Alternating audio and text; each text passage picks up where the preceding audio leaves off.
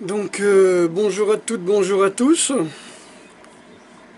Donc c'est toujours un grand plaisir de pouvoir, on va dire, vous contacter pour vous donner un petit peu mes avis du moment. Voilà, donc ce matin je me suis réveillé avec une idée en tête. Alors je ne sais pas si je vous l'avais déjà dit.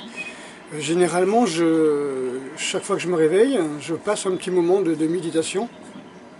Et c'est là que me viennent mes idées, donc que ce soit pour les techniques que je dois enseigner dans la journée, ou bien voilà, ce que je vais faire, du bilan, de ce qu'il y a de plus urgent à faire. Je fais mon plan de la journée tous les matins durant une méditation, ce qui est assez intéressant. Et j'ai une phrase qui m'est revenue, alors elle n'est pas venue n'importe où, hein, je vous donne la phrase et après je vous dis d'où elle m'est venue. Alors tout projet à venir qui ne sera pas écologiquement sain et désirable sera un coup de couteau dans la corde qui nous retient au-dessus du vide. Alors pourquoi j'ai eu ce genre d'idée? Tout simplement que ça fait maintenant plus de 50 ans, je dirais même 52 ans que j'utilise des pensées écologiques, que je suis dans pas le fondamentalisme, mais que voilà, ma vie, j'ai compris que ma vie était vraiment liée au tout. Voilà, que la perception du mot shizen, par exemple en japonais, shizen veut dire comme soi. Hein. Je l'avais expliqué dans une vidéo que je vous encourage à regarder, qui s'appelle le Shinshizen Dojo, ou un truc comme ça, hein, Shinshizen Dojo, le vrai dojo de la nature. Hein.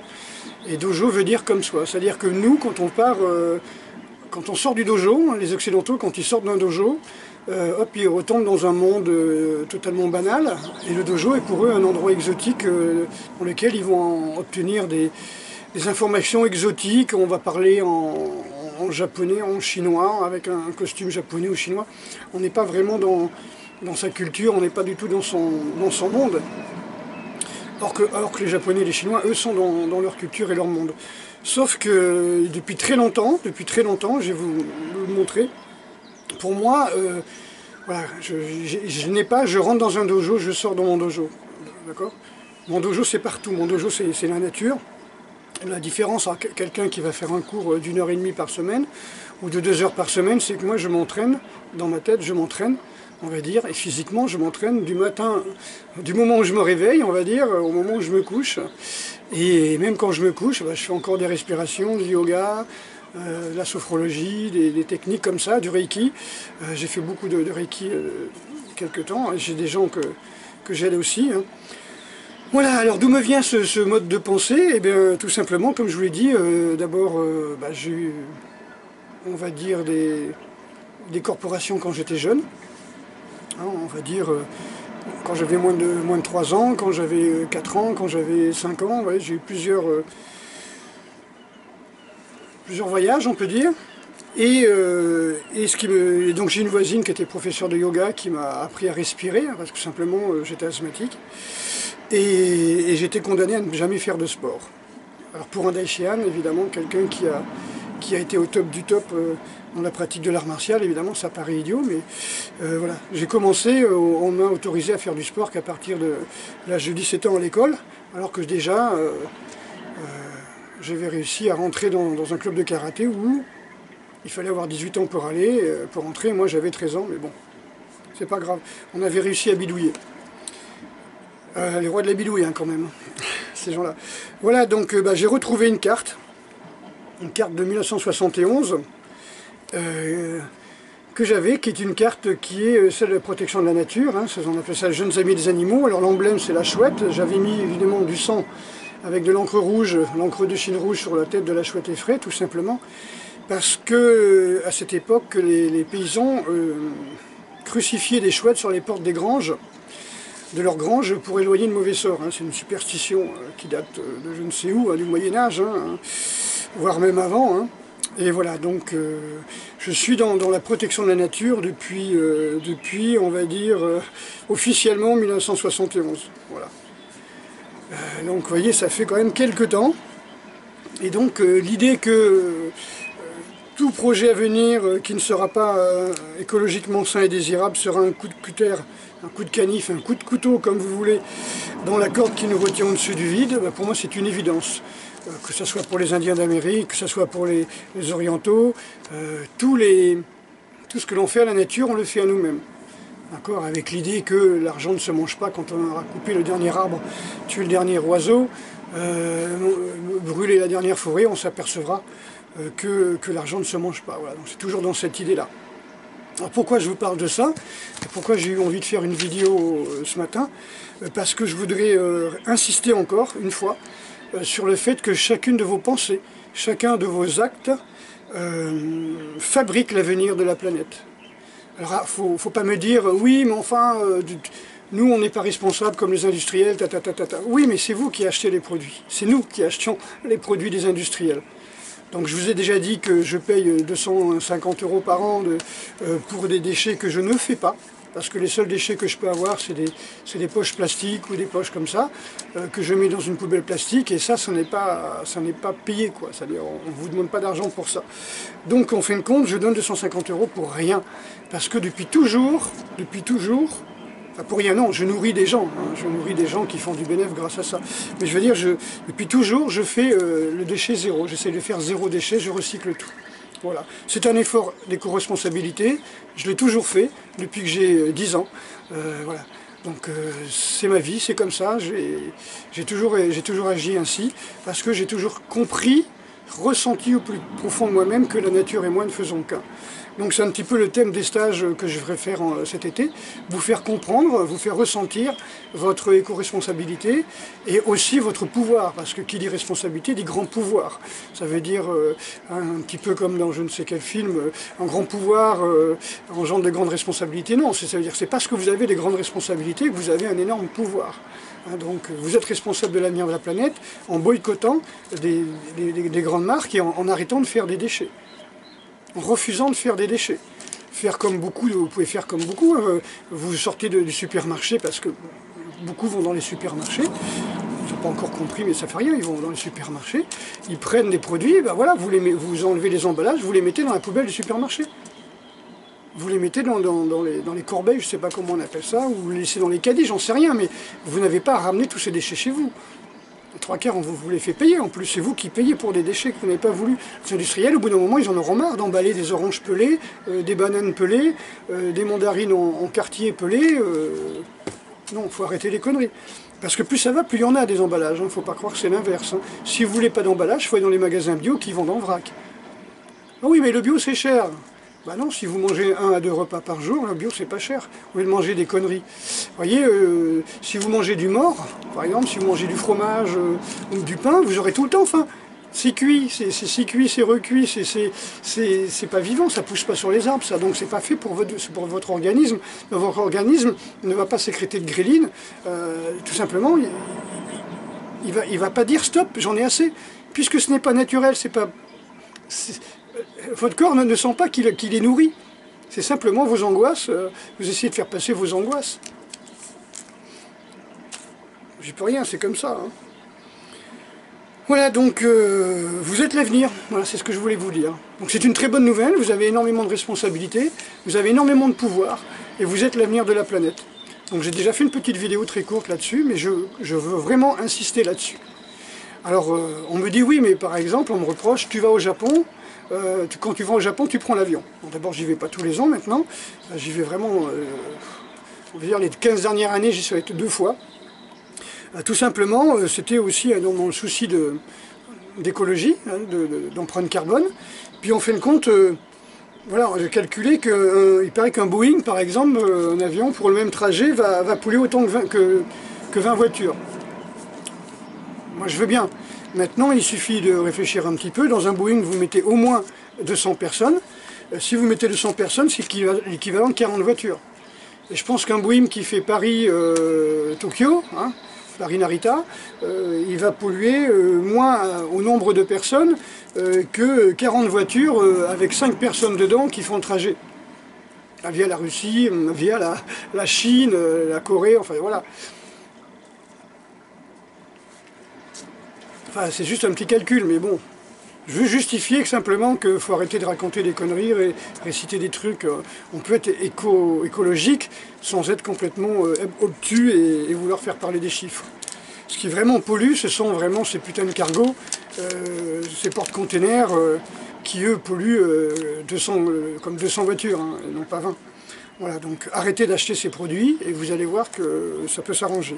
Moi je suis pour le boycott et puis pour le vrai jeûne, que ce soit que vous soyez bouddhiste, que vous soyez chrétien, que vous soyez musulman, il faut pratiquer le jeûne. Voilà, vous pratiquez le jeûne. Déjà, vous supprimez cette saloperie de petit déjeuner qui ne sert à rien, puisqu'on est en résistance insuline jusqu'à peu près 11 h le matin, à moins de manger un œuf dur, hein, ou un œuf le matin avec un avocat, comme j'ai fait pendant des années quand je bossais marteau-piqueur pelle-pioche. Alors quand on me dit, oui, mais moi je travaille, j'ai besoin de...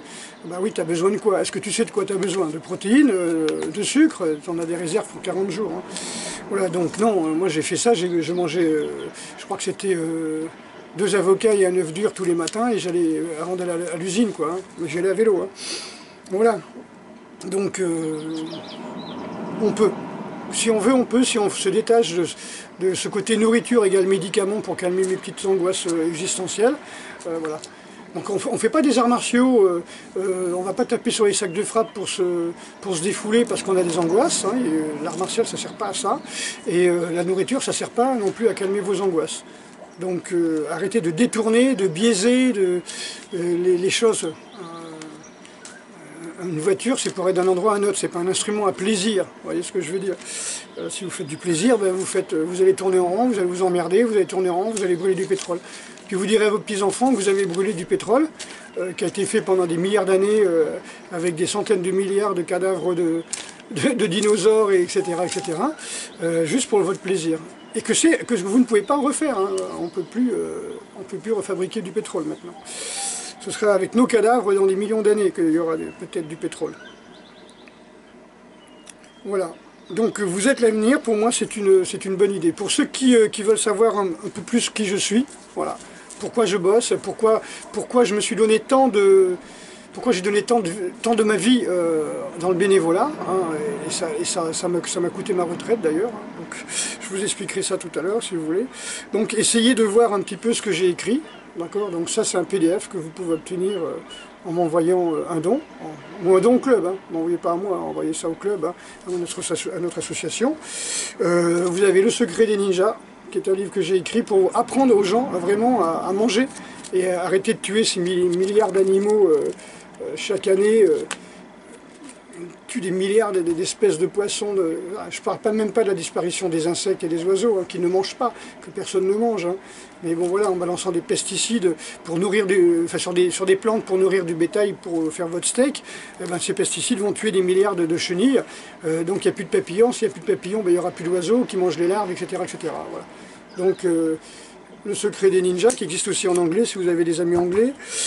Pratique des arts martiaux et psychothérapie, pour expliquer que l'art martial peut être un immense moyen de paix en soi. Et je ne parle pas de calmer les angoisses existentielles, aller hurler, taper sur un sac de frappe, dans le principe où on vous apprend dans certains clubs, si vous voyez quelqu'un qui a l'air agressif ou qui vous menace du regard, allez lui taper dessus en hurlant pour exorciser votre peur. Non, je parle de vraiment la pratique de la méditation, de la connaissance de soi, du vrai art martial. Je ne parle pas des mecs qui tapent dans tous les sens en hurlant sur des sacs de frappe, des machins comme ça, juste pour se défouler et se péter les articulations. Voilà. Ça n'a rien à voir. Hein.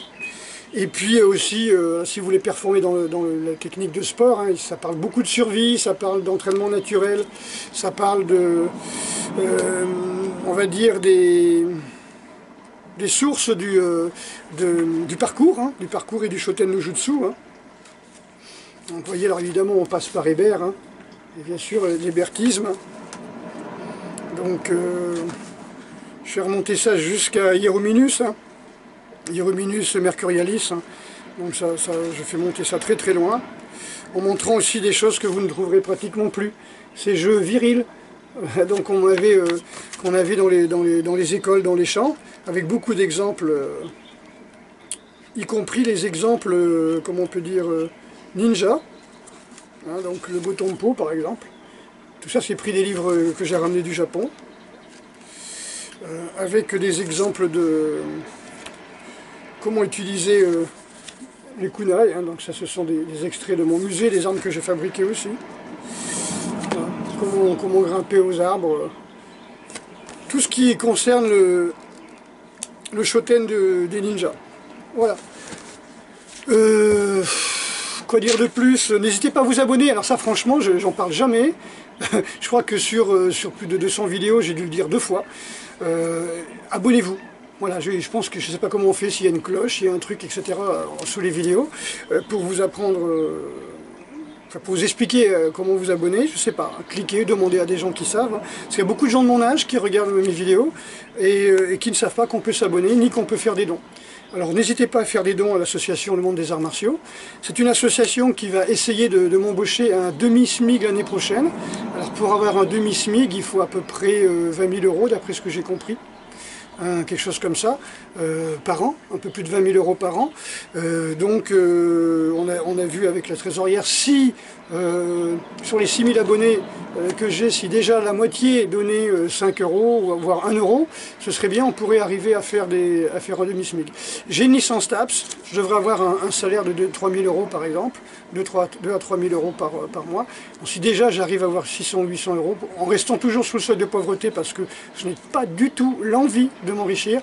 Je ne sais pas, si j'avais un salaire ou un don de 200 000 €, j'achèterais un terrain, j'achèterais du bois, je ne me ferais pas un salaire sur 10 ans, vous voyez ce que je veux dire? J'achèterais un bois pour protéger ce bois, d'accord? Autant que faire se peut, hein, autant que faire se peut, parce que le principe c'est de casser toutes les propriété individuelle, hein, c'est le plan de mettre tous les gens dans les villes et de faire que des zones protégées dans les entre guillemets protégées, des zones protégées dans les campagnes pour pousser les gens dans les villes et qui soient totalement on peut dire, déconnectés de la nature et puis qui soient obligés de consommer les merdes qu'on leur donne, hein, les gens qui ne sauront absolument pas se soigner avec les plantes, qui n'auront même plus le droit de cueillir des plantes, etc., etc. Ok, donc c'est l'avenir de l'industrie pharmaceutique, et ça, on peut le contrer, on peut le contrer. Vous êtes l'avenir de la planète, voilà. N'oubliez pas. Donc, oui, alors si sur les 3 000 abonnés, chacun donnait, sur 6 000 abonnés, la moitié donnait 1 €, on pourrait faire, on va dire, un demi-SMIG, hein, puisque quelque chose comme ça. Hein. Il faut, pour un SMIG, admettons, un demi-SMIG à 800 €, et ça coûte 1 600 € par mois au club. Donc à peu près 20 000 € à l'année, c'est ce que je dis. Voilà. Ok, donc n'ayez pas peur, hein, soyez généreux, c'est la peur qui vous empêche de vivre. Hein. Moi j'ai passé ma vie à être bénévole, j'ai donné, pour avoir plus de temps à donner évidemment, j'ai donné mon temps, et là on me dit monsieur, vous donnez votre temps, vous allez vous retrouver dans quelques mois à la rue avec zéro chômage, zéro rien du tout, parce que le bénévolat n'est pas pris en compte. Voilà. C'est pas grave, il y a beaucoup de retraités de la fonction publique qui ont passé leur vie assis, le cul sur une chaise en attendant la retraite, qui me critiquent, et ben c'est tant mieux pour eux. Grand bien leur face, je leur envoie tout mon amour et toute mon énergie, parce qu'ils vont en avoir besoin. Avec des idées pareilles, ils vont passer le reste de leur vie à souffrir, ils vont avoir toutes les peines du monde à rester en vie ces quelques années à venir. Parce qu'on ne peut pas vivre comme ça, le cul sur une chaise, à profiter des gens, et après profiter de sa retraite en critiquant tout le monde. Voilà. Alors, je ne suis pas Mère Teresa, hein, mais j'ai donné ma vie à la nature, j'ai donné ma vie aux animaux, j'ai donné ma vie à l'écologie, j'ai donné ma vie à ceux qui voulaient pratiquer les arts martiaux. J'ai évidemment été au Japon pour rencontrer les meilleurs des professeurs d'arts martiaux. Je suis allé en Russie aussi pour rencontrer le numéro 1 du système, parce que c'est ce qui m'a paru à mon niveau de maturité, on va dire, le plus évident, au-delà de toute différence culturelle, et surtout en prêchant la non-violence, en prêchant la paix. Voilà. Si vous ne comprenez pas, je suis désolé, je peux rien pour vous. Il faudra attendre que je finisse mon livre sur la mystification des arts martiaux, où tout sera expliqué. Donc, vous savez déjà que ce monde des arts martiaux est un énorme business, c'est pour ça que j'ai pas voulu rentrer dedans, c'est pour ça que je fais des stages le moins cher possible, en espérant faire des stages le plus possible sur 5 jours, de façon que ceux qui viennent de loin ne dépensent pas un billet de train de 200 € pour un week-end à 50 € par exemple, ça n'a aucun sens. Donc qu'ils puissent, surtout si c'est un week-end, pour apprendre 2 katas ou un kata, et puis s'entraîner 4 heures dans la journée. Donc voilà, il faut être honnête aussi. Les gens sont entraînés chez moi au moins 6 à 8 heures par jour. Et les jours où on va dans les bois, par exemple, pour s'extraire du monde de la marchandisation, si on peut dire, la société du spectacle et du merchandising, et ben, à partir de là, et ben, là je suis avec les stagiaires de 6 heures du matin jusqu'à la pleine nuit. Et là, voilà. Et je suis toujours pas payé, on est d'accord. Hein. Personne ne pourrait payer un salaire de 18 heures par jour à quelqu'un pendant 5 jours. Voilà, les stages de 5 jours. Si je fais 3 stages ou 4 stages par mois, ça fait 8 stages à 18 heures par jour. Aucune organisation pourrait me payer un salaire. Surtout si c'est un salaire qui dépend de je sais pas moi, 30 ou 40 euros par mois, par heure de salaire d'un licencié STAPS. Voilà. Un STAPSien, je sais pas comment on dit. Voilà, donc pour moi c'est normal que je fasse des cadeaux, c'est normal que je donne ma vie, c'est normal que tout ce que j'ai pu recevoir d'intuition, ben, je vous la donne, en sachant que l'intuition elle est gratuite. Donc, moi je médite, ça ne me coûte rien, je reçois de l'énergie, je reçois des pensées, je reçois des idées qui sont écologiquement saines et désirables et je vous les partage. Voilà. Donc si vous pensez que ça peut vous aider, si ça peut vous aider à faire des économies, j'ai beaucoup de stagiaires qui m'ont dit, et d'internautes qui m'ont dit, bah voilà, j'ai arrêté le petit déjeuner, j'ai arrêté d'aller en boîte, j'ai arrêté de fumer, j'ai arrêté la cocaïne, je ne bois plus d'alcool, voilà, je ne vais plus passer mon argent dans des clubs à la con qui fait que quand je rentre chez moi, je ne peux pas dormir tellement je suis énervé, tellement ils m'ont fait booster l'adrénaline juste pour jouer sur ma peur, voilà, par exemple. Et ben ces gens-là, je leur fais gagner beaucoup d'argent, voilà, en faisant beaucoup d'économies. Donc s'ils peuvent me donner 5 euros à l'association, en sachant qu'il y aura la moitié qui sera donnée à l'État, c'est comme ça, j'y peux rien. La moitié sera donnée à l'État pour peut-être cotiser, mais j'y crois pas trop, pour une future retraite quand j'aurai 72 ans. Je compte travailler jusqu'à 80 ans minimum, voilà, et peut-être plus, hein, je compte pas même m'arrêter, hein, mais bon, voilà, quand je cotiserai jusqu'à 80 ans s'il faut, 90 ans, 130 ans, voire, il paraît qu'on meurt d'un cancer à 140 ans. Hein, voilà, donc de toute façon, ma limite c'est 140, on a compris. Donc je peux cotiser jusqu'à 140 ans pour les gens à venir, pour les générations à venir, qui auront besoin d'avoir des gens qui cotisent. Voilà, j'ai pas envie de m'arrêter et j'ai pas du tout l'intention de m'arrêter. J'ai plein de livres en projet, j'ai plein de choses à vous dire, comme je vous ai expliqué sur les connexions, l'interconnexion entre les arts martiaux, chinois, japonais, hindous, russes, si vous voulez. Tout cela sera révélé dans mes stages et dans mon prochain livre. J'ai beaucoup de mal à me mettre à mon prochain livre parce que j'ai tellement d'informations et c'est tellement difficile pour moi. Hein, vous sortir la version officielle, la version un peu connue, hein, la version totalement inconnue des arts martiaux. Hein, de chaque art martial qu'on connaît, judo, aikido, karaté par exemple, ninjutsu aussi. Hein. Je ne parlerai pas des arts coréens, des arts chinois en particulier. Enfin j'en parlerai, mais je n'irai pas creuser dans leur histoire. Hein. Entre les gens des histoires, il faut savoir que s'il y a quelque chose de bien commun dans les arts martiaux, c'est les arts de guerre, c'est bien la mystification. Maintenant, voilà, depuis 1870, il n'y a plus d'arts martiaux au Japon. Et les Japonais ont pris comme art martial, pardon, c'est pas qu'il n'y a plus d'arts martiaux, il n'y a plus de travail au sabre, au coup de poing, jujitsu, tout ça. Ils ont pris les arts martiaux européens, hein, principalement français, allemands, et puis aussi américains. Donc, si vous allez voir l'armée japonaise actuellement, elle est en char d'assaut avec des missiles, avec des instruments de radio. Ils ne sont pas en hakama avec des naginata et des sabres. Il faut arrêter ça. Donc voilà, l'art martial, c'est devenu passe-temps culturel, c'est devenu un sport, hein, surtout ça a d'abord été sportivisé au début du XXe siècle, et militarisé dans les années 30, et ensuite interdite en 1945, sauf le karaté qui n'était pas un art martial et qui n'était pas japonais, et réautorisé en 1948 avec une forme encore plus sportivisée. D'accord ? C'est-à-dire le kendo, qui était des arts de kenjutsu qui avait été sportivisé en 1900, a été resportivisé encore plus sur le modèle occidental, moderne, en 1948 pour être autorisé à la pratique au Japon. Et en sachant que les Américains sont restés jusqu'en 1952, donc ceux qui autorisaient, qui n'autorisaient pas. Et pareil pour le judo, qui est devenu une vraie lutte sportive, et pareil pour l'aïkido, qui a dû montrer que Elle était pas un art martial. Voilà. Donc ça, je discuterai ça tout ça. Quand je dis c'est pas un art martial, je veux dire c'est au-delà de tout ça.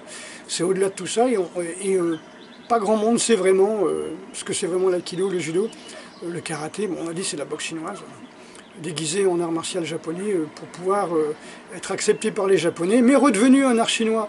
Une boxe chinoise pour être acceptée par les Américains en 1945, et par contre, en 1952, exporté en Occident sous forme d'un art martial japonais. Cherchez pas, vous inquiétez pas, eux non plus ne savent pas ce qu'ils font. Ils n'ont toujours pas compris s'ils faisaient un sport, un art martial, un art culturel, une transmission technique, un truc, voilà, ils ne savent pas trop non plus.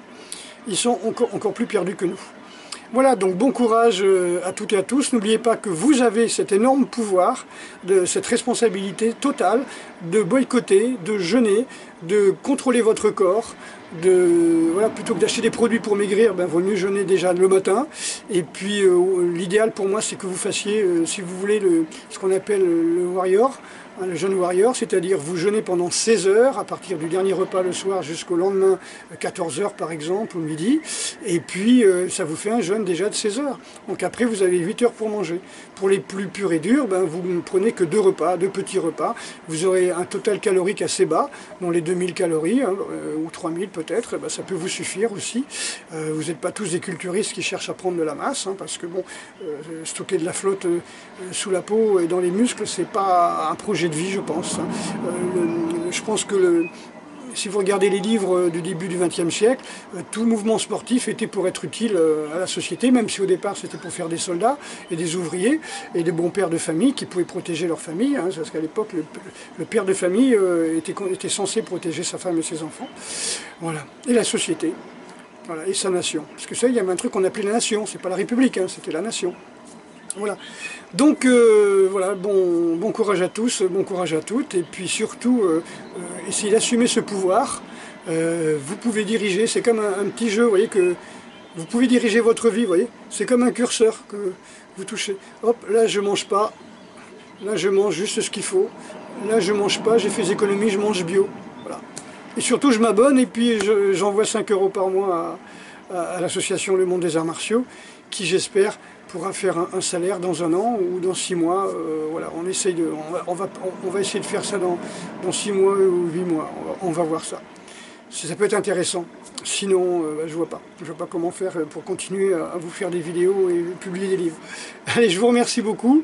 Et puis, n'oubliez pas, le seul plaisir, le seul bonheur, la seule joie, c'est la seule liesse que vous pouvez ressentir qui ne pourra jamais s'épuiser, contrairement à l'amour du mariage, l'amour de votre épouse, l'amour des enfants qui tombe, qui chute au bout de 5 ans, il n'y a plus cette émulation. Hein, si vous voulez toujours être dans l'émulation, c'est dans le don. C'est pour ça aussi que j'ai toujours voulu donner, parce que c'est la plus grande joie qui puisse exister chez l'être humain. Toujours le don. Le don de son temps, le don de sa vie, le don de son attention, de son énergie, de son argent, comment on pourrait dire, voilà, de tout ce qui fait notre être, tout ce que l'on peut donner à l'autre, parce que l'autre est moi, et parce qu'il y a un échange d'énergie à ce moment-là. Voilà. Dans certains pays, il n'y avait pas d'argent il y a quelques temps, je crois que c'est en Inde, il n'y avait pas d'argent, j'ai appris ça récemment, il y a encore 200 ans ou 300 ans, il n'y avait pas d'argent, c'était du donnant-donnant, c'était pas du troc, c'était voilà, une espèce de compréhension de l'interdépendance des gens, en sachant que chaque fois que vous donnez, évidemment, vous recevez beaucoup, et chaque fois que vous refusez de donner, que vous restez dans votre coin comme ça, en espérant que ça va vous tomber dessus, eh ben vous allez mourir constipé. Vous allez avoir des grosses veines au trou de balle, et puis vous allez chier du sang, voilà. Tant pis. Ok, donc voilà, un petit peu d'humour, ça fait du bien. Et puis surtout, n'hésitez pas à vous abonner, de visiter ma page Facebook, la page Le Monde des Arts Martiaux, la page Systema Simple. Et puis voilà, abonnez-vous et n'ayez pas peur de vivre dans le don. N'ayez pas peur de vivre dans le soutemi, c'est-à-dire dans le don de soi total. C'est juste la peur qui vous empêche de faire ça. Vous n'avez pas encore essayé, allez-y. Voilà. Moi, je ne peux pas donner plus, je ne sais pas comment faire. Il faudrait que je donne un rein à quelqu'un, que je donne voilà, un de mes organes en double pour pouvoir aider. Mais franchement, voilà, c'est comme ça. Voilà, je suis né comme ça et je pense que c'est une très bonne façon de vivre. Et si tout le monde vivait comme ça dans le don de soi, eh ben, je pense qu'il y aurait une meilleure entente sur la planète et il n'y aurait pas tout ce carnage qu'il y a chaque week-end en France. Voilà. À très bientôt et puis vivez dans la joie, vivez dans la confiance, sortez de la peur, essayez de sortir avec un grand sourire, essayez de donner de votre attention, de votre sourire à la première personne qui passe. Croyez-moi, je l'ai fait, je le fais depuis très longtemps et c'est très bien, plutôt que d'avoir la gueule minée sur le téléphone, d'être complètement zombie, d'être complètement absorbé par un bordel électronique que vous avez dans la main, au lieu de vivre en harmonie. Vous ne regardez plus les fleurs, vous ne regardez plus les arbres, vous ne regardez plus les rares papillons que vous pouvez encore voir, les rares coquelicots, les rares arbres, des très rares oiseaux qu'on peut encore voir. S'il vous plaît, contemplez-les, regardez-les, remerciez-les, parce que bientôt vous ne les verrez plus, si ça continue comme ça, et vos enfants ne les verront plus. Les enfants à naître ne verront plus aucun papillon, aucun insecte, il n'y aura plus rien. Et quand il n'y aura plus d'abeilles, vous savez ce qui se passe. Les humains n'ont plus grand espoir de vivre. D'accord ? Donc donnez, donnez, donnez, donnez. Voilà. C'est une façon d'exister. Ouais, comme disait la chanson, c'est la seule façon de vivre. Et c'est la seule façon d'aimer. Ok, à très bientôt.